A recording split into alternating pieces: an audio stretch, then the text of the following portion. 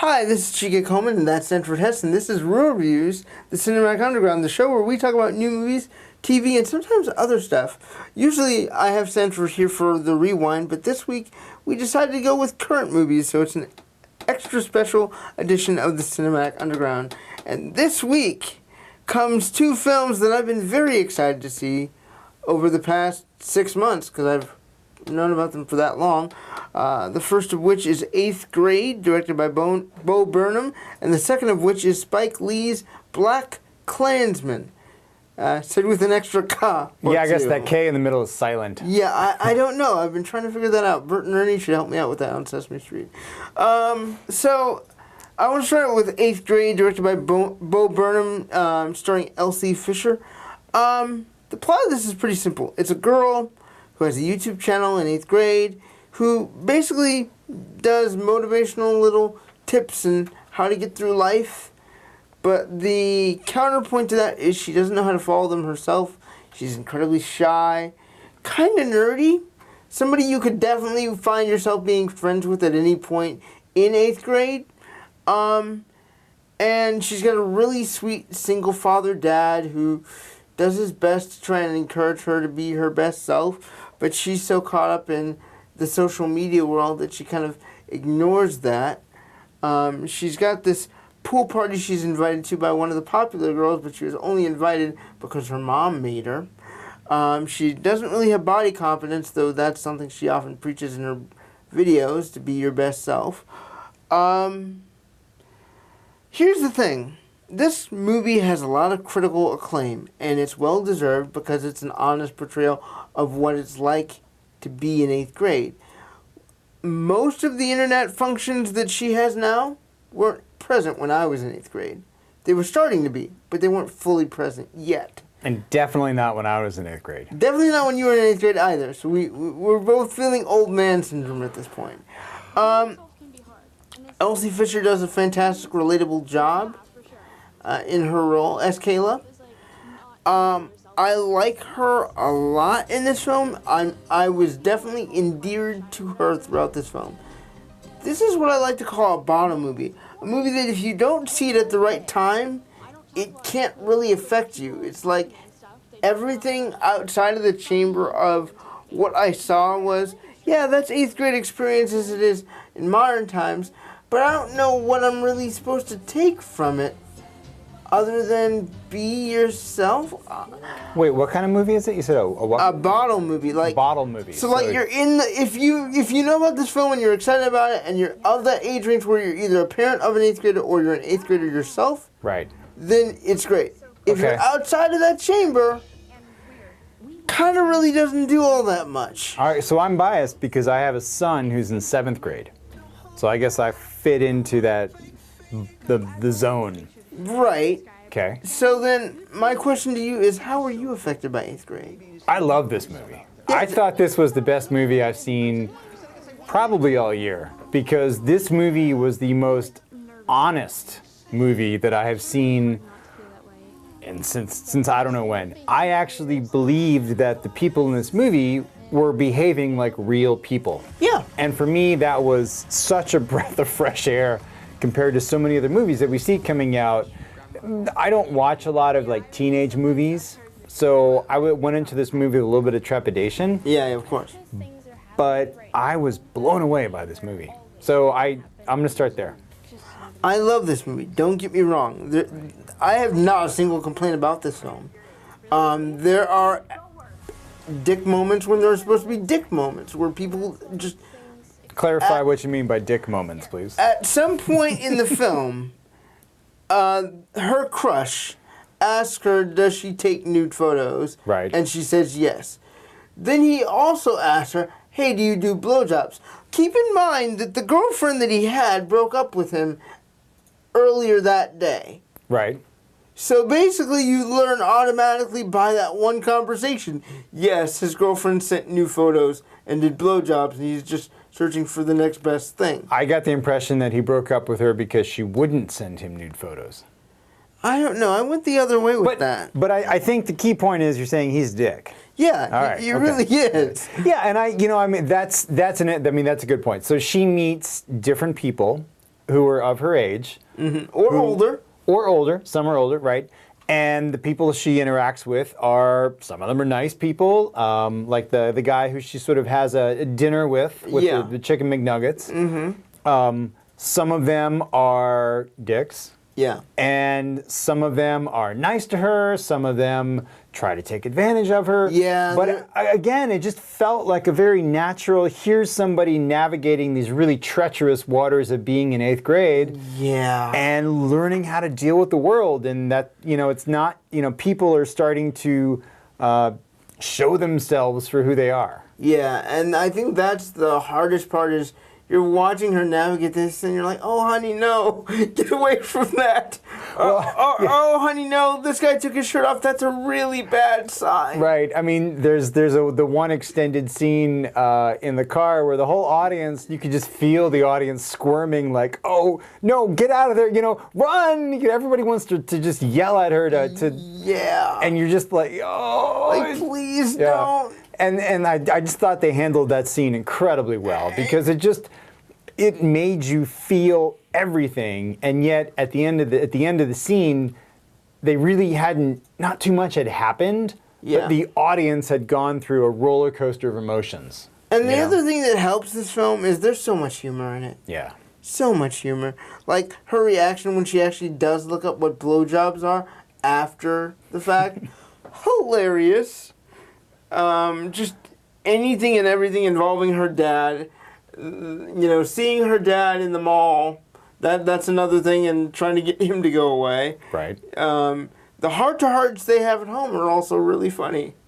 And sweet. Actually, that's one of my few complaints about this movie is that her dad is kind of too perfect. Yeah, I'll give you that. And maybe it's me as a dad trying to hold myself up to some kind of standard, but, he's amazingly patient. He is nothing but complimentary about her, even when she treats him horrendously. It's just, I was like, this guy is like, and he's a single dad to boot, so. Yeah. So, that was maybe my only kind of like, the dad, he could have a flaw, maybe. I'm gonna counter that, though. Okay. But when you're a single parent, don't you feel like you have to be all things to all people, especially if it's your kid? You may feel that way, but it's very tough to do.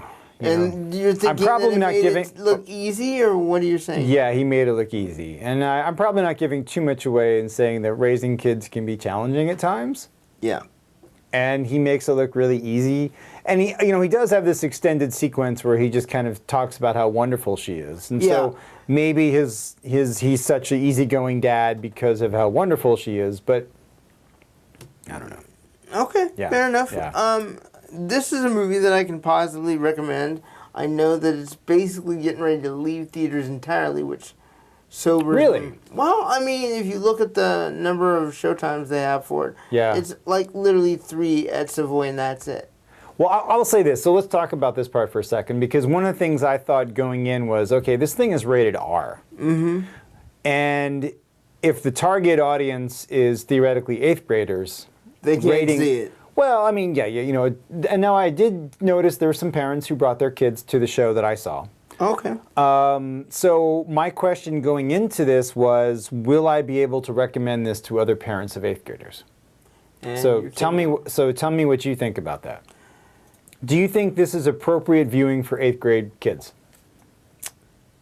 That is a tough one considering what we just saw. No. Okay. Specifically for the instances of talking about blowjobs and what the guy did in the car. Right. I would say this.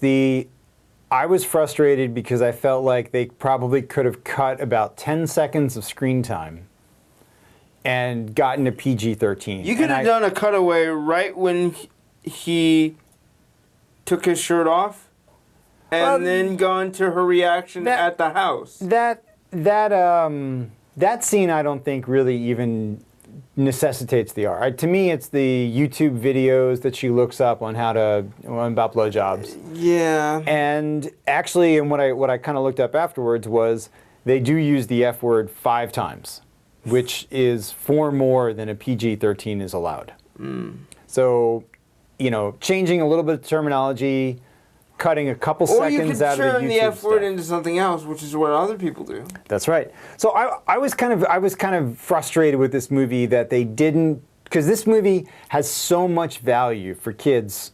Because I actually came home from this movie and told my wife and my son, I said, you have to go see this movie.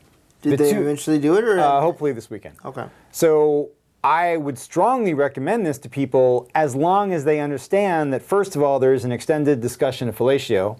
Yeah. And second of all, they do drop the F-bomb 5 times. Which, to me, I mean, you see that in almost, so many movies, it's kind of whatever. But, obviously this discussion about fellatio is sort of, that is the one area where this movie would probably cross a line for a lot of people. Makes sense, especially if you're, no offense to those who are, but if you're of the religious ilk, Absolutely. then definitely it would be hard for you to send your kids to something like this, or go with your kids and view this. Right. Because that discussion afterwards is going to be uncomfortable for both, really. Yeah, the discussion after is going to be uncomfortable, but on the other hand, it could be a kind of healthy discussion about, and especially it's not the discussion about specifically that, but the pressure that that this guy is putting her under, or the other guy is putting her under, and how do you handle that pressure, and are you really going to have that kind of thing happen to you? Yeah, I was going to say, like, the opposite side of yes, they should see this film is, you can find out from your kids in a subtle way, hey, does any of this stuff, do you know about any of this stuff happening in 8th grade for you, or in 6th and 7th grade? Because I dated a teacher for a little while. Okay. Who was in the middle school, high school system, and she would tell me all the time about different instances of intimate interactions between students, or the fear of pregnancy of one student. Right. So I was just like, I don't ever remember hearing about anything that bad happening. Even when I'm looking into AIM conversations that I had as an 8th grade or freshman in high school, I may have come across one of those stories literally twice. Right. Now, it could be a question of maybe I wasn't friends with the right people, or things have changed. it just wasn't happening. Yeah, I blame the internet. The level first of all. exposure is just too high on The this. level of exposure is too high. Kids, my son goes to public school, so I would say that most kids who are in public middle school are exposed to way more than we would even understand coming from a different generation. Right. So, all right. One thing I want to talk about this movie also. Yeah. I love a movie that is stylish. And sort of has, we talked about, thank you for, I want to say thank you for smoking. I was You're talking about Sorry to Bother You. Yeah, Sorry to Bother You. So there was a movie that had this sort of wonderful style to it. Mm-hmm. This movie had a couple of things that, from a stylistic perspective, just blew me away. Like what? So the two ones that stood out to me were, there's an early scene, and they sort of do, this is relatively early in the movie, they kind of cut away to somebody doing their phone, and you're sort of, the phone takes up the whole screen, and there's this extremely loud kind of poppy music, and there's bloop, bloop, bloop, bloop. Yeah. And then you hear sort of through that somebody talking, and then they immediately transition it to, and I hate to give this away, they immediately transition to, she's at the dinner table, she's got her headphones on, she's working on her phone, and her dad's trying to talk to her. Yeah. But I just love the way that they do that cut scene, because it just takes you there in her world for a second, where the music's blasting and she's focused on this, and then it's like this abrupt stop as she tries to talk to her father. Yeah, it's that. Yeah. You literally get a picture of what a zone out looks like. I just love the way that scene was done. I just thought that was genius, the way that they did that cut. It's kind of great. I'm not going to deny that. The second one that stuck with me was the pool party that you mentioned. Mm-hmm. And she records these video monologues for YouTube. So they have a scene where she is, I think she starts to record, but anyway, you hear her monologue over the course of the next 2 or 3 minutes while the scene plays out. And I just love that, where she goes to the pool party and she's sort of, very nervous and all that, but at the same time, you're not actually hearing the dialogue, you're hearing the voiceover of her, her monologue. Yeah. I love that scene. I thought that was fabulous. It Whenever was the that point happens in movies, counterpoint. it just makes me excited. Because it's like, oh, I'm getting a real blast into the mind of this character. Yeah. And Elsie Fisher, there's one really unique thing we need to say about her before we go Please. to the next film, and that is that she was actually in the first 2 Despicable Me films I saw that she did some voiceover work. as Agnes, the youngest daughter in that franchise, for the first 2 films.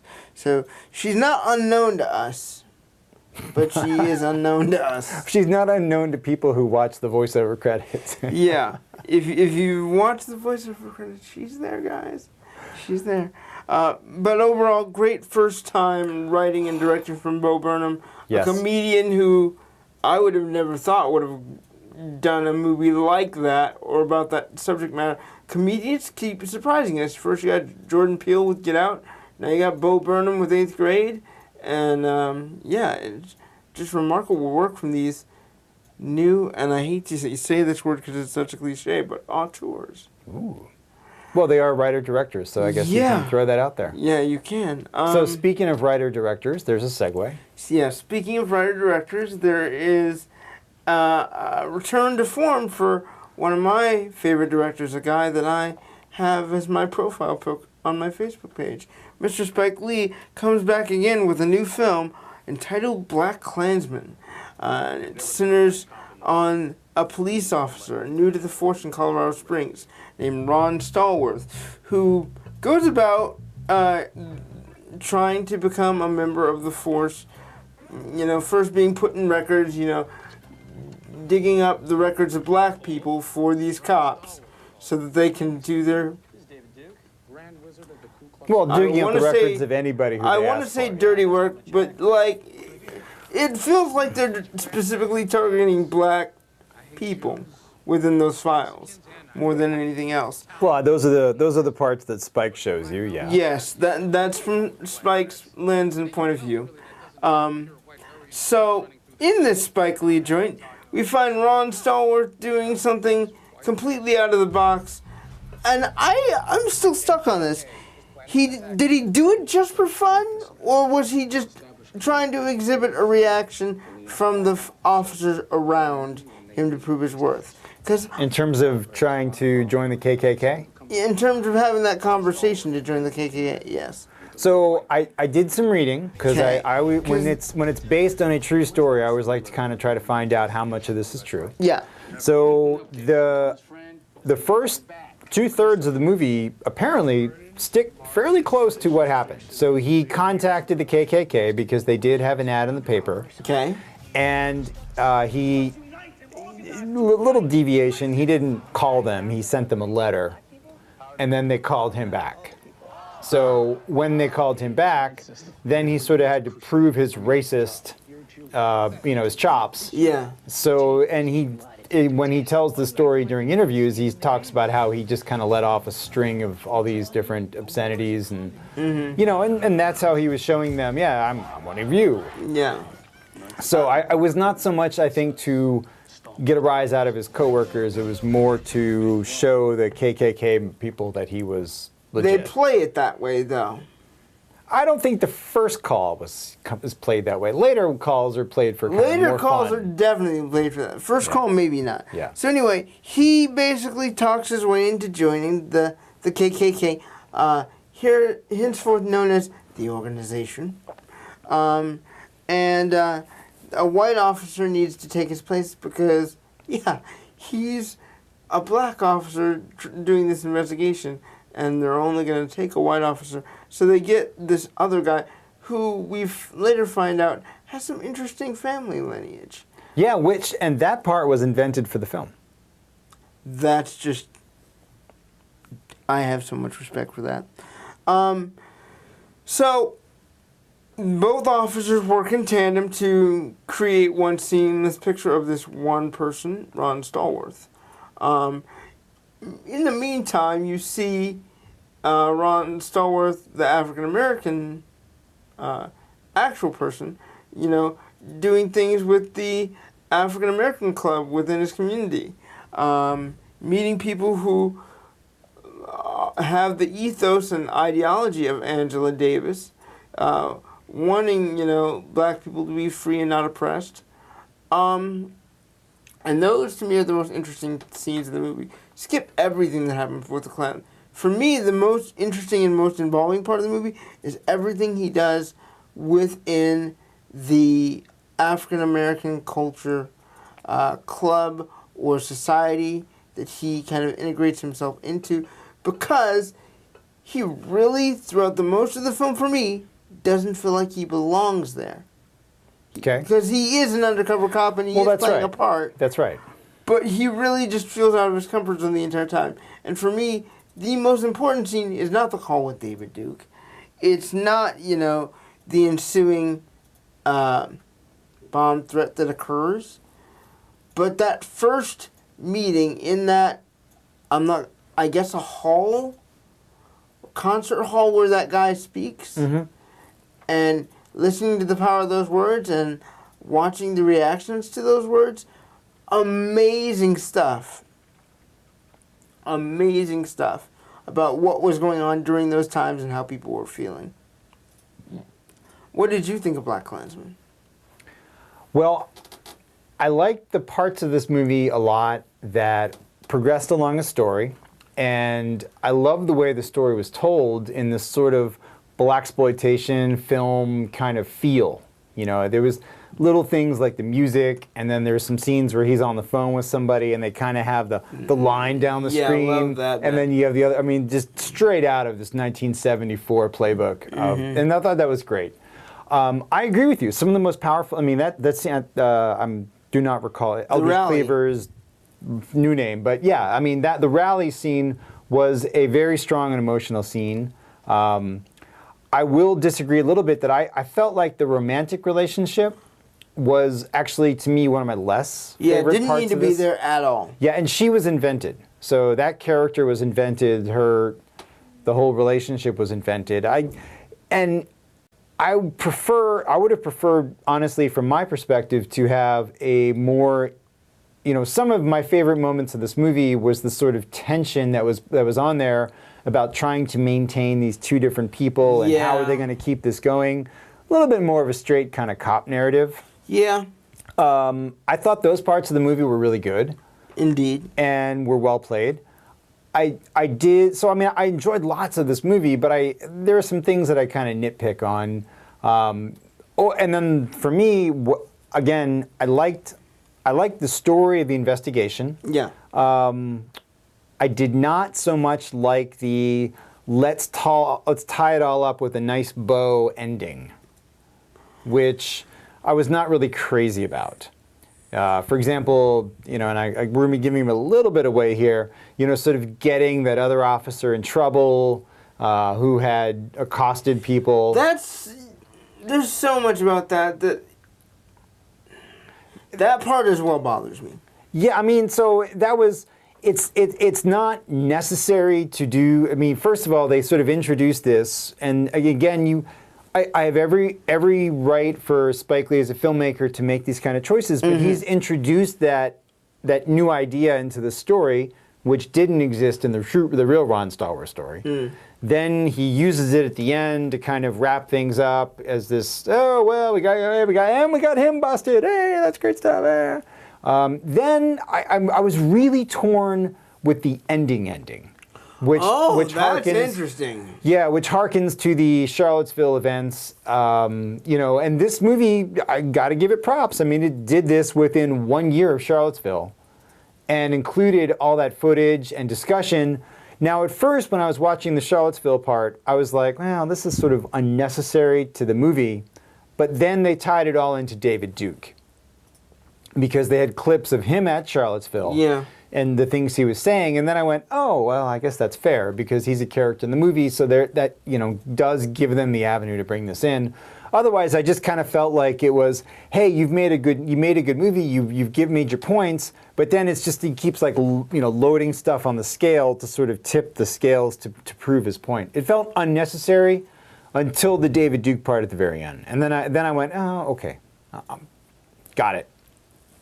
That was my take on it. Okay, so first things first that I need to break down. Yeah. The initial introduction of that horrible officer that gets caught at the end. Yes. Did he actually assault the girlfriend character in that scene where they get pulled over?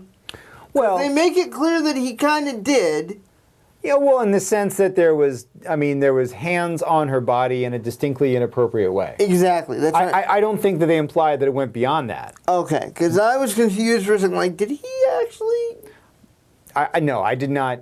I think it was more of the, abusing the position of authority that he's in, touching her inappropriately, harassing people, but nothing beyond that. Okay, great. I thought that ending piece that you speak about with that particular character was cliche. Yeah. But I was still happy about it because I hated that guy so much. Well, yeah. He built up the hate so much that once he got caught, I was like, well, yeah, I'm going to root for you on that one because I hate that guy. Yeah. I actually did like the clips, though, at the end, though. Yeah. Mostly because it's like, oh, yeah, this never really went away. It just took a different form. True. That's how I put it. And it didn't even take that different of a form. It really didn't. It's just like they're gonna reshape the theme of what they are, and that's how that works. Yeah. And so by the end of it, I was kind of, by the end of the movie, you kind of want to breathe a sigh of relief, like, oh, that's over. But I was actually kind of haunted by it, to be fair. Well, and I think that's actually an excellent point. That's to me what Spike Lee was going for was. Otherwise, he kind of gives you that, oh, well, phew, that was 30 years or 40 years ago. Oh, it's different now. No, it's not different now. Yeah, and especially when you get to the rest in power card for Heather. Yeah. That's the part that made me go, yep, this is still real. This still hurts. Yeah. Still affects people. Well, and I didn't even need that. Even just tying it into the events was sufficient. Playing it off the tragic death of one person felt like a little more than needed. I don't know. Last thing I want to note about this movie that I appreciate, the performances. Okay, yeah, we should get into that. Yeah, I mean, not just Denzel's son, John David Washington, who was really good. This was probably the first time I've liked Adam Driver in anything. How is that possible? He's done so much good work. I haven't seen Girls, so there you go. No, his work in Girls is horrible. That's not what I mean. Excuse me, there you go. So, but some of the character actors I thought were fabulous. My favorite guy was the one who played the really kind of crazy member of the organization, Felix. The one who was drunk all the time? No, not the kind of big guy who was drunk. The one who really was suspicious of Ron Stallworth. Yeah, I like him. He was awesome. He was great. What a great job being just malevolent evil, Yeah. The one with the wife. How about that? And also, I kind of want to give credit to Topher Grace in a way. Yeah, he was fabulous as David Duke. He was great as David Duke. But the one person that I'm like, they really didn't need to be there. You could replace that with a drunk guy. The same dude's wife. Yeah. His wife. Like, that was just a recurring fat joke to me more than it was a character or a person. And I feel bad saying that. Yeah. But that's just the reality of the vision of the director and the writer. Is that this hapless, clueless, happily racist woman is going to be the climactic finisher of the whole event. Right. Like, I don't know. No, I can't. Well, and this again is where I feel like the movie kind of veered off the rails a little bit because that whole climactic finish also felt very forced and straight up messy. Can we just call that what it is? Straight up messy. So, I mean, the real story obviously wasn't quite as, didn't have quite that kind of same peak event and sort of, oh, it's over. It was, and I'm sure that's why they invented something in there. Mm-hmm. But they could have chosen an alternate way to tell the same story without having quite such a fake piece. I agree. And one other thing I want to say before we end today. The Harry Belafonte cameo. Yeah. Completely pointless. Just get Sidney Poitier to do a really great monologue that's better than that. Yeah. Don't get Harry Belafonte, a guy who's a legend, and then give him nothing. Give it to Sidney Poitier and give him a role with some weight. In fact, make him the guy at the rally. I think he would not be able to pull that off at this age.